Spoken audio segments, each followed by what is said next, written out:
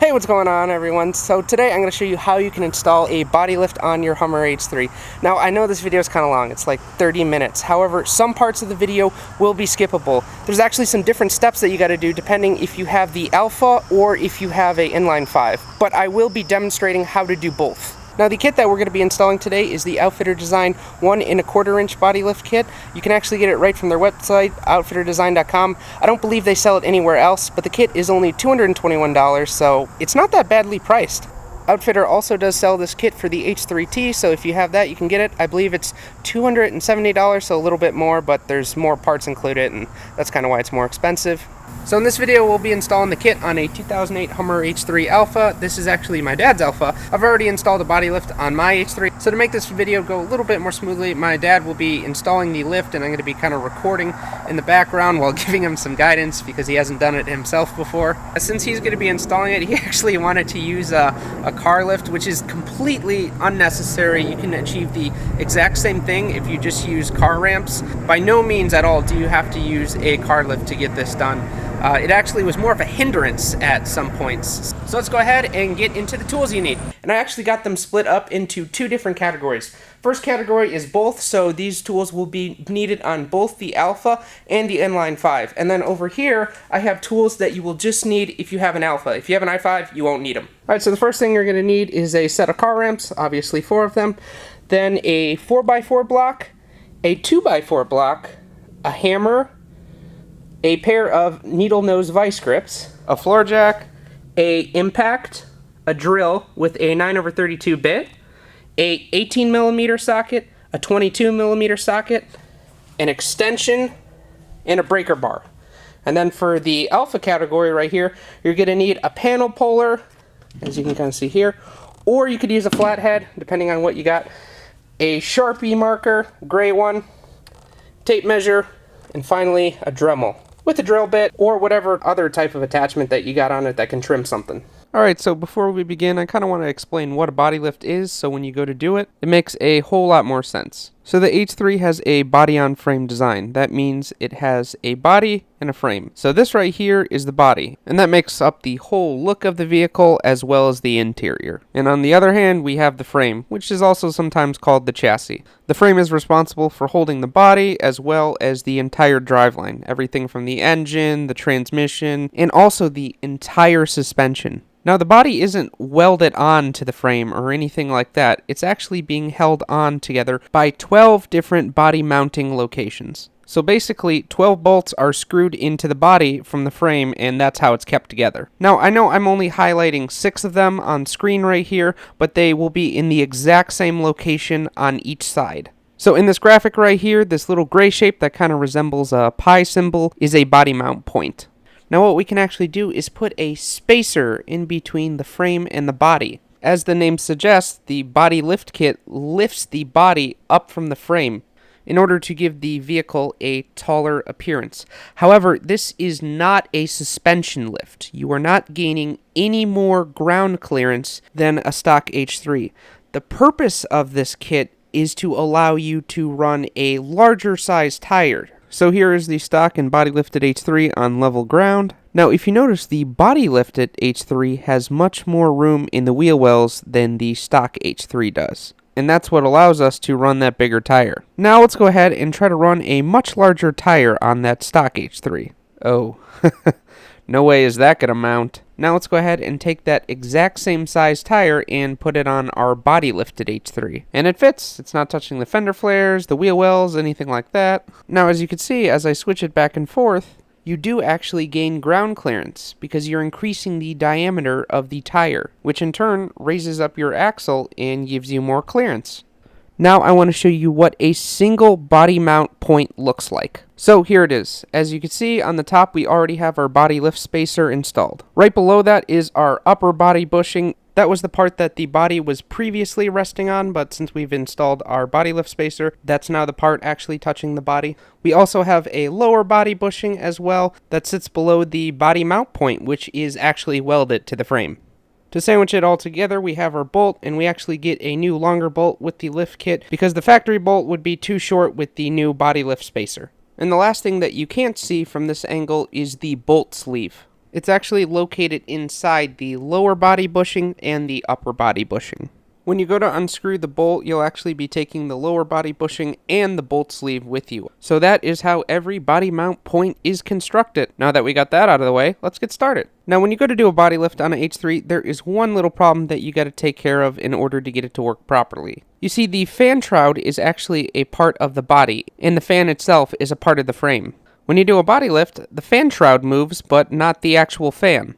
If you don't go ahead and modify the fan shroud, it's actually going to hit against the fan and break. Now, depending if you have the inline 5 engine or the V8, you will have to follow a different set of steps, both of which I will be covering in this video. Here is a quick comparison between the i5 and the Alpha fan shroud. The i5 is actually super easy to do. It's only going to take like 30 seconds. The Alpha, on the other hand, is going to take a little bit more work, and we're going to have to do some trimming, but it's nothing too complex. Also, no trimming on the i5. Alright, let's go ahead and get the inline 5 out of the way real quick. So GM has made it super easy for us to get that lower part of the fan shroud out of the way.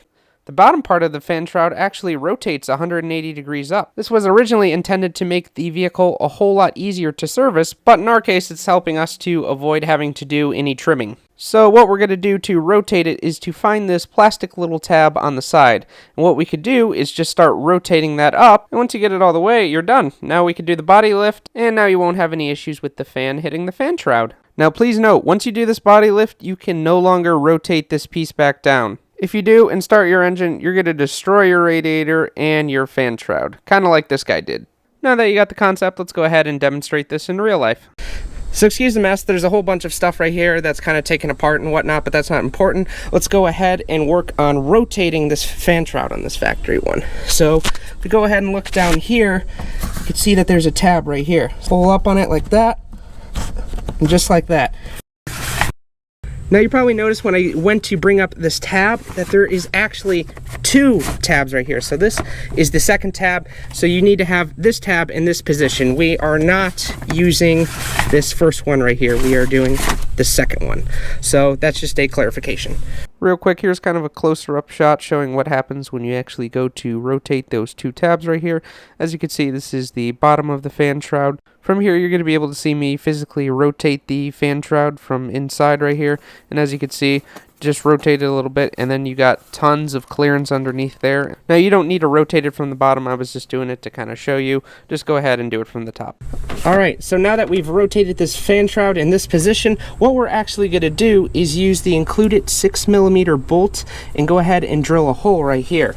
Now, I'm not actually going to be doing it on this H3 because I don't intend on putting a body lift in it, but realistically, all you're going to do is put a hole right here.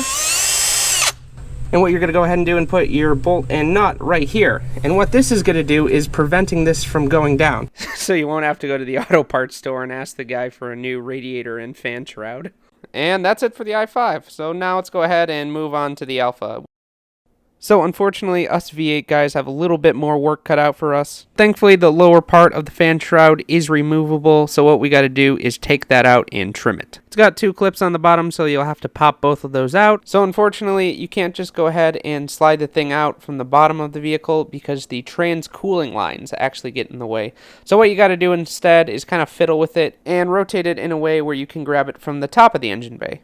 Now what we got to do is trim 1/2 inch off the inner diameter. Doesn't really matter what you use to trim it. We used a Dremel with a drill bit at the end of it. Worked fine, but use whatever you want. Once you got that all done, just go ahead and put that to the side. I wouldn't recommend putting it back in until you install the body lift to make sure you have that clearance. Once the body lift is done, go ahead and spin the fan blade with your hand to make sure it doesn't hit. And then you're good. You shouldn't have any more problems with the fan shroud hitting the fan. Alright, so now that you get the concept, we can go ahead and actually get started. The first thing that we're going to have to do is pull off the front skid plate. Unfortunately, right now this H3 doesn't have a front skid plate, so I can't show you that. But it's really easy to take off. All it is just 4 bolts on the bottom. You unscrew those, and you lower it, and you're good. Now we are good to remove our lower fan shroud. What you're seeing right now is a shot from inside the engine bay on the passenger side. Now let's go ahead and look down, and in the middle of the screen, you're going to see a little plastic tab. Go ahead and push up on that, and using a panel puller or maybe even a flathead screwdriver, go ahead and pull the shroud out. Okay, I did make it look pretty easy here, but in actuality, it was kind of difficult to take out. It took me a few minutes, but I was still able to get it out. Now you just got to go to the driver's side and pop that tab out, and it should be free. Alright, now if you take a look, you can see that our fan shroud is now free. It's no longer being held in by those two clips right here and right here. Alright, now that we got this out, let's go and see how hard this is going to be to remove. One thing that you got to look out for is a lower radiator hose clamp. It kind of looks like this. On this Alpha, there was actually 2 of them. On my Alpha, there wasn't any. So if you do have one, the clamp itself actually attaches itself to the lower fan shroud, so just go ahead and pull it out of there. You don't actually need to remove it from the lower radiator hose, just pull it out. If you don't have one at all, that's okay. The Outfitter Design body lift kit actually comes with a new one, so no worries there. So let's go ahead and try to get this fan shroud out. Obviously, we can't go down because we have our trans cooling lines right here, and we don't want to disconnect that because that'll just leak coolant fluid all over. So let's go ahead and try to rotate this. I wonder how hard this is going to be.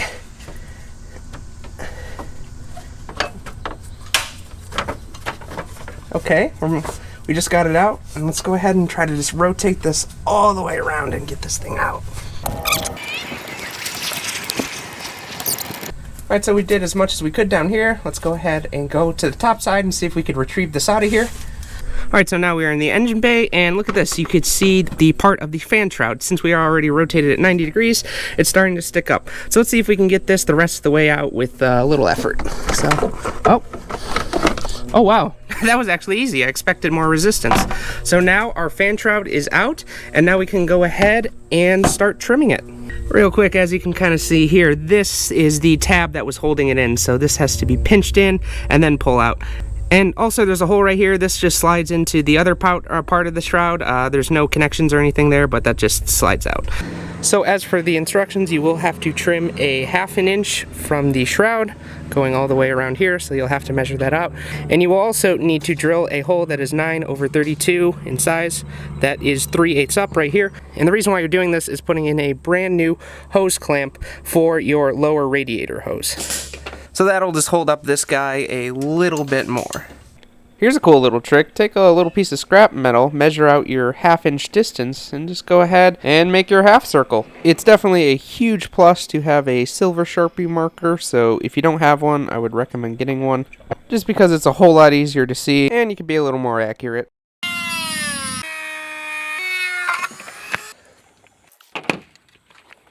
Alright, we just finished trimming. Here's what it looks like without it right here.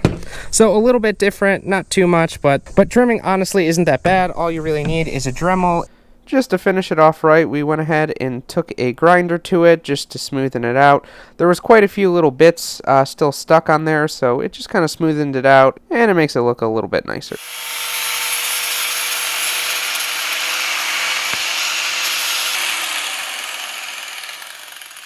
Alright, so now that we've cut our fan shroud, it looks good, we're ready to go, and the only thing left is to drill a hole right in the middle. And the purpose of that is to insert this new radiator hose clamp. This will kind of just stick right into here and hold up that radiator hose.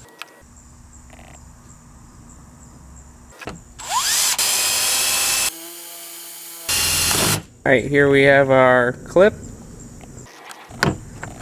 Fits pretty snug. Now that we got that done, just go ahead and put your lower fan shroud to the side because we won't be installing it until we finish with everything else. There are 2 quick steps that we have to do if you own a Alpha. If you have a inline 5 H3, you do not need to do these steps because they won't even apply to you.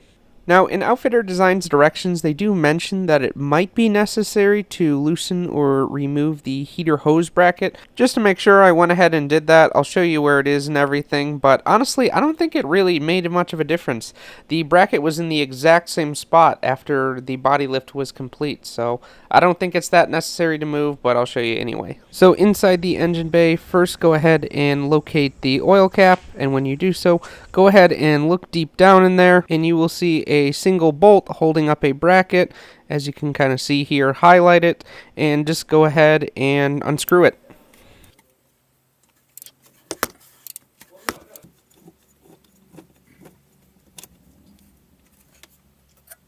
The last thing that you got to do if you have an Alpha is simply to remove the engine cover. To take it off, all you got to do is unscrew the oil cap, and then you can pull up on it and it should come out. The reason why you got to do this is when you do the body lift, the heater hoses move up and will hit against the engine cover. And with that, we can go ahead and start installing the body lift. Now again, we are only unbolting one side at a time. So 6 on one side, 6 on the other. You don't want to go ahead and just unscrew or loosen all of them at the same time, because then almost nothing is holding the body to the frame. Of course, there are some ground wires amongst other things. However, the body is basically free to slide a little bit to the left or a little to the right, and then when you go to bed and put all your bolts back in, they're going to be super tough to line up. Real quick, let's go over the body mount locations in real life. The first one is going to be right under the bumper, right here. Moving on to the second one, it's going to be right under the door mirror, as you can see right here. And then we can go ahead and slide on down to number 3, which is a short distance away, right by the gas tank skid plate. And then move a little bit more down, and we see number 4, which is by the tire. And then we're going to have to go around to the back of the vehicle in order to see number 5 right here. Number 5 is kind of buried back there a little bit. Kind of harder to get to, but if you could fit under H3, it should be no problem. And if you can't, just buy some car ramps. And the last one will be located by the rear quarter panel. And this one is pretty easy to get to. And of course, the other 6 on the other side will be the exact same. So when it comes to sockets, size does matter. So your factory bolt will need a 18mm socket, and the new lift kit bolt will require a 22mm socket. Alright, enough talk. Let's go ahead and start unscrewing some of these body mount bolts. Now note, you're only doing 6 at a time. It doesn't really matter if you start with the left or the right side. You just got to keep one side tight while you go ahead and jack up the other side to put your hockey pucks on. Now for the most part, you can use an impact to unscrew these. You don't even need to use a breaker bar, but there was a few instances where the impact wasn't able to loosen it. Now as you can see here, this one actually came out perfectly. We got our factory bolt, the sleeve, and the lower body bushing, but it might not always come out perfect. Literally every other one we did, the sleeve got stuck in the upper body mount bushing, and we had to use a pair of pliers to get it out. Kind of annoying, but if you have a higher mileage H3 or you live near the Rust Belt, it's definitely going to be harder to get out.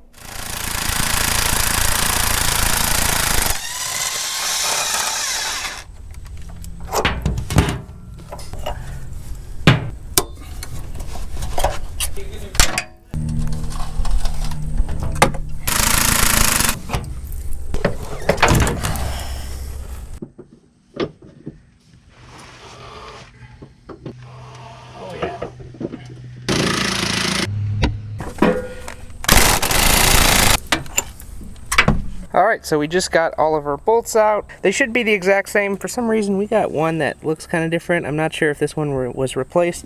So do keep a tab on where your body mount bolts are coming from so you can line them back up in the same way. So one body mount bolt consists of a sleeve right here, a bolt right here, and a bushing. So those are the 3 parts that make it up. What we will be doing is replacing this factory bolt with the new bolts from the Outfitter Design Kit. So I don't want to be one of those tutorial channels that just say, oh, look how easy this is, and then it's not. Once you go ahead and take this off, you might have some problems with removing the sleeve from the bolt itself. When we did it on my Alpha, it was an absolute mess. All of these sleeves were super hard to take out, and they needed to be hammered. So if you have a lower mile H3, they might just go ahead and slide out, but you might have to take some WD-40 and a hammer to them to get them out. Don't worry, this is normal, and with higher mileage trucks, this can be a very common issue. This one gave us some problems, and we did have to hit it with a hammer. I'll go ahead and show that to you.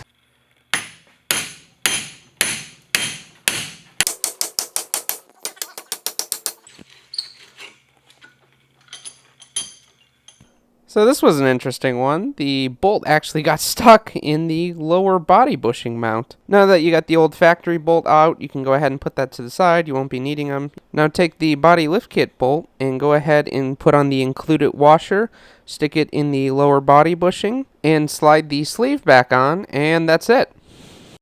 So here's what it looks like when we're all done. We got all of our new bolts in here, and how you build one of these up is first you have your bolts with your washer, then you have your body mount, then you have your sleeve, of course. Now please note, you do not add the body lift puck on here, right here. That you do not put this here. Now before you go ahead and screw in any of the new bolts, what you gotta do is apply some thread locker, which is included in the kit, to every single one of the bolts. I would just go ahead and do it right before you're about to pop it in.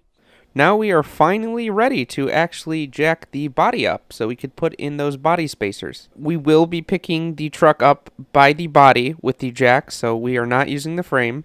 But you can't just do it anywhere because some of the material under the body is thin sheet metal. So there is actually a reinforced area under the H3. Take a look under the vehicle, under the front door. You'll kind of see an area that sticks out and resembles a cross member. Go ahead and jack the body up from that position. Now, if you're using a standard floor jack, it's probably going to be too short and also too wide. So what you got to do is get some wood. I have a 4x4 and a 2x4 here. On the left side of the H3, the brake lines are attached to the frame and kind of get in the way, so you can't use a 4x4. That's why I'm using the 2x4 here. But on the other side, you're good to use a 4x4.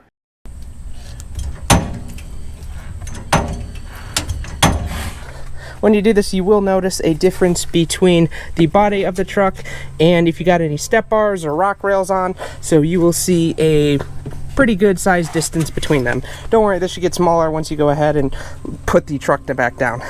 Once you've jacked it up, you should have a gap in between the factory body mount and the body. Now we can go ahead and start putting our body spacers in. Then you could just bolt up your body bushing and bolt that you built earlier, and then repeat the process for the others. Now, some of them were more difficult to get in than others, like, for example, some of them didn't line up correctly, even though the body spacer was lined up. I think the easiest solution that I found was just to take the bolt by itself and just kind of wiggle it around in there and see if you can get it to grab. Then you can go ahead and put back on the lower bushing and screw it in. For whatever reason, number 5 on this side was just really hard to do. It probably took us like 10-15 minutes to do this. Kept wiggling it around, all that stuff, and then hitting it with the hammer, but not a whole lot of luck. But then eventually with persuasion it did go in. Number 6 also gave us a little bit of a problem. Basically there wasn't enough room between the bushing and the frame, so what we did was just jacked it up and then it was able to fit under there. Do be careful with how high you're jacking the body up. You don't want to do it too much, just as much as you need.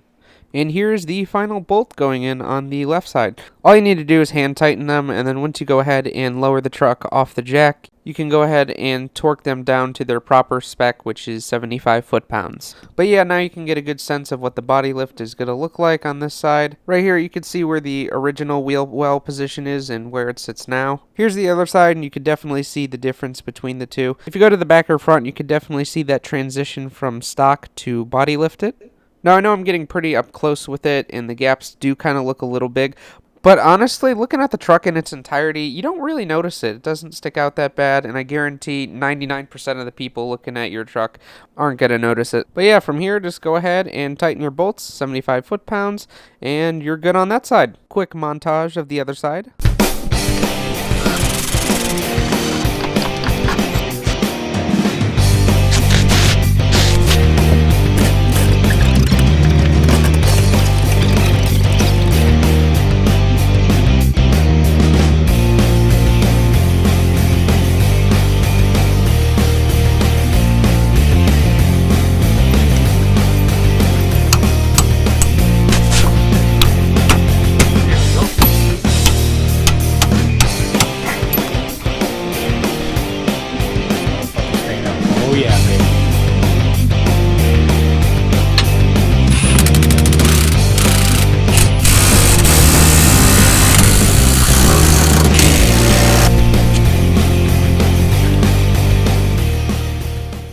And now the body lift is completely done. We can go ahead and take a look at the gaps again from the front and the back. So inline 5 guys, you're basically done.